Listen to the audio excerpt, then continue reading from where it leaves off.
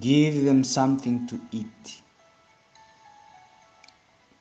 We are called to pour out compassion and charity to the poor. Mark chapter 6, verse 34 to 37. When Jesus landed and saw a large crowd, he had compassion on them, because they were like sheep without a shepherd. So he began to teaching them many things. By this time it was late in the day, so his disciples came to him. "This is a remote place," they said, "and it's already very late. Send the people away so they can go to the surrounding countryside and villages and buy themselves something to eat."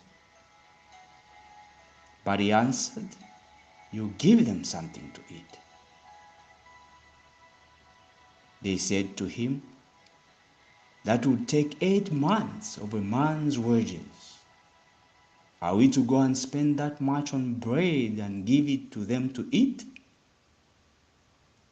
We are called to pour out our compassion to our poor brethren through both spiritual and physical food. Jesus gives the true example. Jesus saw a large crowd. He had compassion on them because they were like sheep without a shepherd. So he began to teach them many things.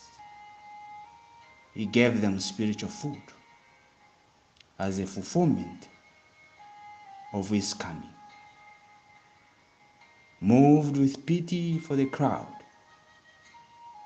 he then spoke to his disciples to provide physical food from what they had. Jesus said, "He came that all may have life, life in abundance," so as to be fully human, fully spiritual, and fully alive. This was his mission, as written in Luke chapter 4, verse 16 to 21. "The Spirit of the Lord is on me, because he has anointed me to preach good news to the poor,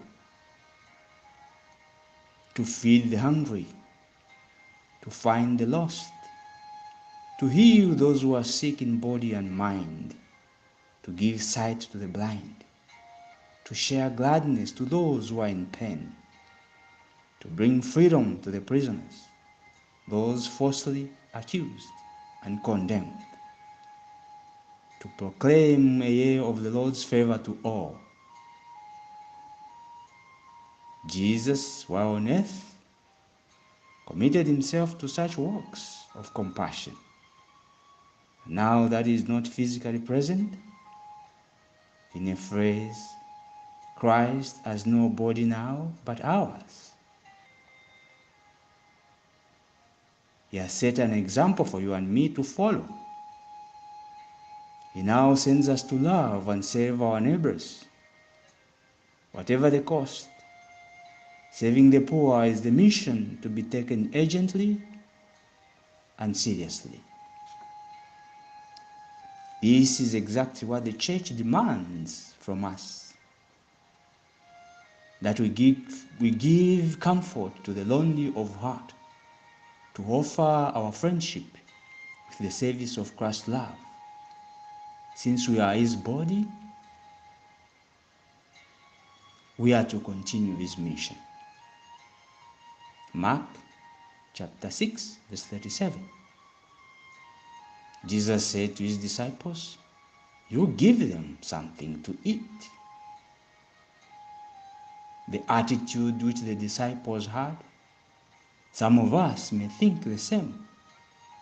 We start to calculate our budget, and we say we have only enough for our family, like a woman whom Elijah encountered in 1 Kings chapter 17, verse 7 to 16.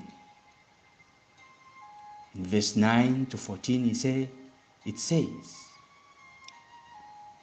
Go at once to Zarephath of Sidon, and stay there. I have commanded a widow in that place to supply you with food. So he went to Zarephath. When he came to the town gate, a widow was there gathering sticks. He called to her and asked, "Would you bring me a little water in a jar, so I have a drink?" As he was going to get it, he called, "And bring me, please, a piece of bread." "As surely as the Lord your God lives," she replied, "I don't have any bread, only a handful of flour in a jar and a little oil in a jug. I'm gathering a few sticks to take home and make a meal for myself and my son, that we may eat it and die." Elijah said to her, "Don't be afraid.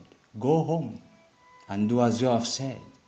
But first, make a small cake of bread for me from what you have and bring it to me. And then make something for yourself and your son. For this is what the Lord, the God of Israel, says: the jar of flour will not be used up, and the jug of oil will not run dry, until the day the Lord gives rain on the land." Elijah told the woman, "Don't be afraid. Go home and do as you have said. But first make a small cake of bread for me from what you have and bring it to me. From what you have and bring it to me."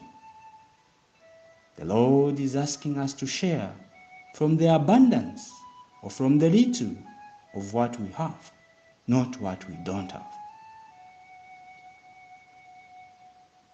And God Himself will take care of the rest. Let us listen to God's voice in the silence of our heart, and God will suggest how we are going to express our charity. Which voice are you hearing right now? Which voice are we hearing right now? Did we hear "feed the hungry and the thirsty"? Where? In the orphanage? Or in the home for the aged? Which voice is speaking to you? Clothe the naked and shelter the homeless? Any poor person in need of shelter, clothing, blankets, a place where to stay? How are you going to help such a person? Any material contribution? Is it money? What is it? Which voice are you hearing deep down your heart? Visit the sick and the imprisoned, to make an effort to meet them face to face, to chat, to find time to listen to them. Any assistance you can render? Which voice do you hear? Bury the dead? How? Maybe to help feed the mourners? Maybe to help provide the coffin? Or to purchase the burial space? Or to help support the widow and the family after the funeral? Some of our brethren are all vested. They are rich. They have in material area, they don't need any support. But they are spiritually poor. And the Lord is sending us to meet them.